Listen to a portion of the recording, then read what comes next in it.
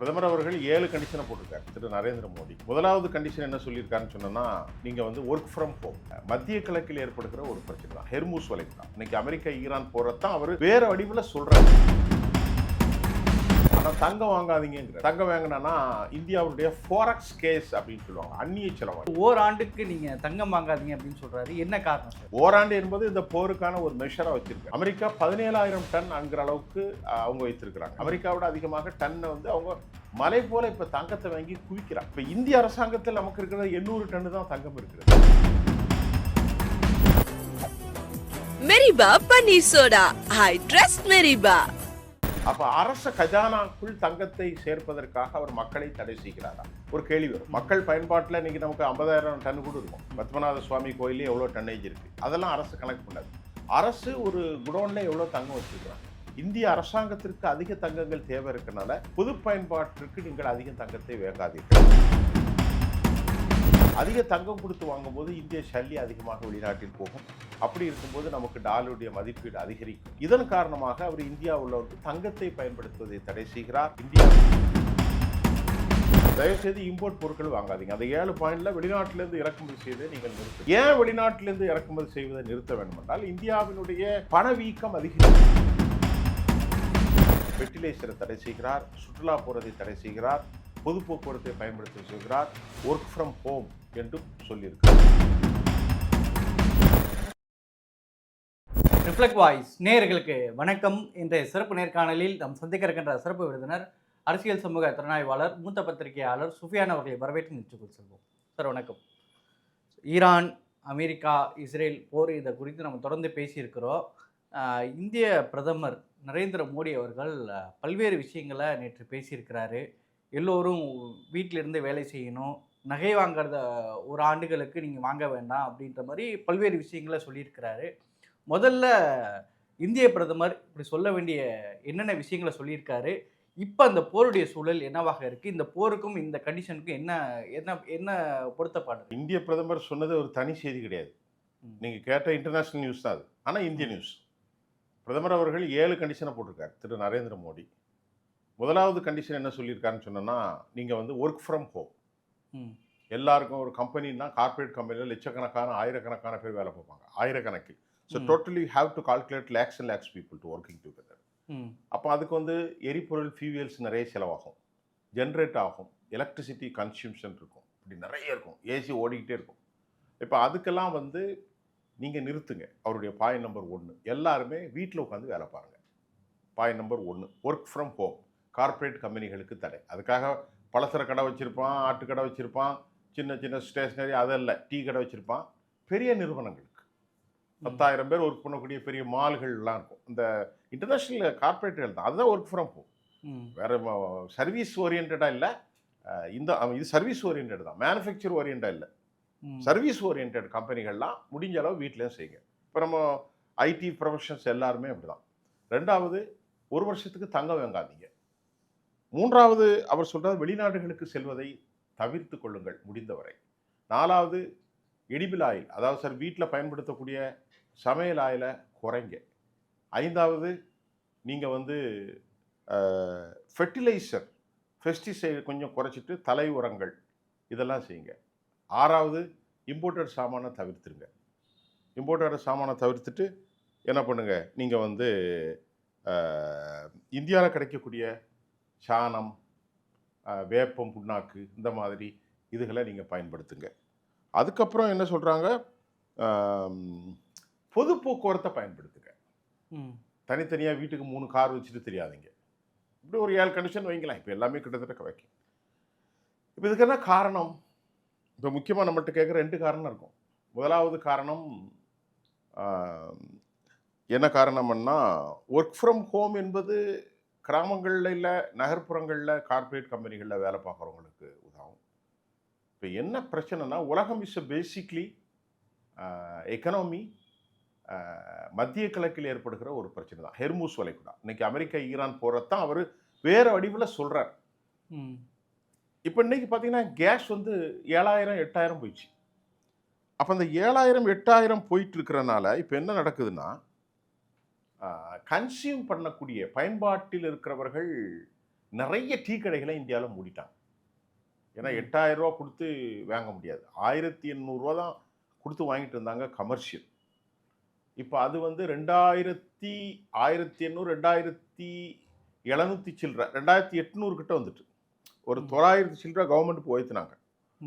அப்படி கொடுத்தாலும் இப்போ டீ கடைலாம் 10 ரூபா டீயை 15 ரூபா, வடை 15 அப்படி ஆக்கிட்டாங்க. சாப்பாட்டுக்கு பார்த்தீங்கன்னா 40 ரூபாய்க்கு விற்ற இந்த லெமன் சாதம் அதெல்லாம் இப்போ 50 அப்படி தான் நினைக்கிறேன். சாப்பாடு ஹோட்டல் எல்லாமே கூட்டிட்டாங்க. இந்த ஃப்ரைட் ரைஸ் எல்லாம் 180 ரூபாய்க்கு விற்றெல்லாம் 230 அப்படி. இப்போ இதான் சமையல் உயர்த்திட்டாங்க எல்லாருமே. இப்போ அப்படி ஒரு சூழ்நிலையில் இப்போ நமக்கு என்ன சமீட்சை பிரதமர் சொல்கிறாருன்னா, நம்ம நாடு இதுவரை இந்தியா வந்து ஒரு பரபரப்பான நோட்டிஃபிகேஷனை கொடுக்கல. அரசின் சார்பில் இதுவரைக்கும் கொடுக்கப்படலை. 60 நாட்கள் போர் நின்று விட்டது. நமக்கு ஸ்டோரேஜில் ஓரளவுக்கு தான் பண்ண முடியும். இப்போ 60 நாள் முடிந்தாலும் இந்த போருடைய தன்மையை நம்ம இப்போ பேசணும். அடுத்து ஒன்று சொல்லிட்டு நம்ம அந்த போருடைய தன்மைக்கு போகலாம். அவர் சொல்கிறது வீட்டில் 4 லிட்டரு வாங்குறத ஒரு 3 லிட்டராக பயன்படுத்துங்க, பொது போக்குவரத்தில் போங்க, இதெல்லாம் பொதுவான ஒரு நல்ல விஷயந்தான். ஆயில் பயன்படுத்துகிறத நம்ம குறைச்சி தான் ஆகணும் வீட்டில். அது உடலுக்கு நல்லது தான். காரை வச்சுட்டு போகிறத விட ட்ரெயினில் மெட்ரோவில் போகலாம், பொது போக்குவரத்தில் போகலாம். ஃபார்மிங் கல்ச்சர்ஸை பொறுத்தவரை பெஸ்டிசைடு ஃபெர்டிலைசர்லாம் வந்து நமக்கு வந்து எங்கேருந்து வருதுன்னு சொன்னோன்னா, அது ஏற்கனவே 5 வருஷ பிரச்சனை. ஏன்னா உக்ரைன்லேருந்து தான் நமக்கு வரணும். அது ஏற்கனவே அந்த பிரச்சனை இப்போது கொஞ்சம் டீஎஸ்கலேட் அப்படி ஆகிற மாதிரி கொஞ்சம் ஏதோ ஒரு சமாதானம் தெரிகிறது. ஆனால் எல்லாவற்றுக்கும் மேல் அவர் சொன்னது இந்த மாதிரி விஷயங்கள் எல்லாமே நார்மல் ஆக்டிவிட்டீஸ் எல்லாமே சொல்கிறார். ஆனால் தங்கம் வாங்காதீங்கிறார். தங்கம் வாங்கினா இந்தியாவுடைய ஃபாரெக்ஸ் கேஸ் அப்படின்னு சொல்லுவாங்க, அந்நிய செலவாணி. இப்போ நம்ம கையில் இருக்கிறது ஒரு நாட்டினுடைய மதிப்பீட்டு அந்நிய செலவாணி. இப்போது நம்ம கையில் இருக்கக்கூடியது அமெரிக்காவினுடைய டாலர் வந்து ஒரு $700 பில்லியன் 650 $700 பில்லியன் தான் இருக்குது. இது கொஞ்ச நாளைக்கு முன்னாடி ஒரு 500 சில்லற பில்லியன் டாலராக வந்துச்சு. இப்போ இது ஒரு பெரிய பொருளாதார செயல். அதை நான் அர்த்தம் பேச கொஞ்சம் லைட்டாக டச் பண்ணுறேன். இப்போ அந்த அந்நிய செலவாணி கையிருப்பும் தங்கத்தினுடைய ஒரு நாட்டினுடைய அந்த கையிருப்பும் தான் வந்து உலகத்தில் அவர்களுடைய டாலர் அவர் நாட்டுடைய பண மதிப்பீட்டை கொண்டு வரும். 3 விஷயங்கள்: தங்கத்தினுடைய கையிருப்பு, அவர்கள் நாட்டில் இருக்கக்கூடிய ஃபாரெக்ஸ் கேஸ்ன்னு சொல்கிறது, அதாவது அந்நிய செலவாணி கையிருப்பு, அடுத்து அந்த நாட்டுடைய ஜிடிபி, அதாவது உற்பத்தி. இப்போ உற்பத்தி என்னால் அதிக உற்பத்தி இருக்கிற போது அமெரிக்கா உலகத்தில் 32 ட்ரில்லியன், சீனா 18 ட்ரில்லியன், நம்ம நாடு 4 ட்ரில்லியன். அப்போ அவர் அதை என்ன சொல்கிறாருன்னா, நீங்கள் சுதேசியாக வாருங்கள் என்கிறார். இதில் ரொம்ப முக்கியமான கவனிக்கணும், the chain to be connect with each departments. சுதேசி என்றால் இந்தியாவில் உள்ள பொருட்களை வாங்க, தயவுசெய்து இம்போர்ட் பொருட்கள் வாங்காதீங்க. அந்த 7 பாயிண்டில் வெளிநாட்டிலேருந்து இறக்குமதி செய்வதை நீங்கள் நிறுத்துங்கள். ஏன் வெளிநாட்டிலேருந்து இறக்குமதி செய்வதை நிறுத்த வேண்டும் என்றால், இந்தியாவினுடைய பணவீக்கம் அதிகரிக்கின்றது. இப்போ உதாரணத்துக்கு மோடி வரும்போது 60 ரூபாய்க்குள்ளே நான் மாற்ற மாட்டேன்னு சொன்ன இந்திய பணத்தை தற்போது இந்திய பணம் 95 ரூபாய், 94 ரூபாய், 93 ரூபாய் என்று போய்கொண்டிருக்கு. அது இன்னும் ஒரு வருஷத்தில் 100 ரூபாய் வந்துவிடும். இந்தியாவினுடைய 100 ரூபாய் கொடுத்தால் அமெரிக்கா ஒரு டாலர் வாங்கலாம். அப்போ நீங்கள் என்ன பாருங்கள், ஏராளமான இப்போ இந்த பேனா நான் ஏற்கனவே இங்கேயே சொல்லியிருக்கேன்னு நினைக்கிறேன். இந்த பேனாவை $1 கொடுத்து வாங்குறீங்க இந்திய. அப்போ $1 நம்ம எவ்வளோ கொடுத்து வாங்கணும்? 50 ரூபா கொடுத்து 60 ரூபா கொடுத்து வாங்குறது. இப்போ நம்ம 100 ரூபா கொடுத்து வாங்கணும். $1 தான் இந்த பேனாவுடைய மதிப்பு. அமெரிக்காவில் $1 1 ரூபா. அப்போ நமக்கு 1 ரூபா கொடுக்கணும்னா நம்ம எவ்வளோ கொடுக்கணும்? 100 ரூபா கொடுக்கணும். 100 ரூபா இல்லை, இப்போ 92 ரூபா 93 ரூபா கொடுக்கணும். அப்போ அது குறைந்தால்தான் நமக்கு இந்தியாவில் விலை குறையும். 60 ரூபா கொடுத்து ஒரு பொருளை வாங்குறதுக்கும், இந்திய சல்லி 60 ரூபா கொடுத்து ஒரு பொருளை வாங்குறதுக்கும் 70 ரூபா கொடுத்து வாங்குறதுக்கும் 95 ரூபா கொடுத்து வாங்குறதுக்கும் டிஃப்ரெண்ட் இருக்குல்ல. அப்போ இந்தியாவை என்ன செய்யும்? இந்தியாவினுடைய ஏராளமான பணங்களை நாம் அங்கே கொடுக்க வேண்டும் வெளிநாடுகளில். அப்படி கொடுக்கணும் போது நமக்கு இந்தியாவுடைய விலை ஏறும். ஒவ்வொரு பொருட்களும், மருந்து பொருட்கள், இப்போ கேன்சர் போன்ற முக்கியமான மருந்துகள், நிறைய விஷயங்கள். அப்படி போகும்போது இந்தியாவில் வந்து பணவீக்கம் அதிகரிக்கும். இந்த மாதிரி விஷயத்தினால பிரைம் மினிஸ்டர் என்ன சொல்றாரு, ஒரு கலெக்டிவ் நெட்வொர்க்குள்ளே வாங்க.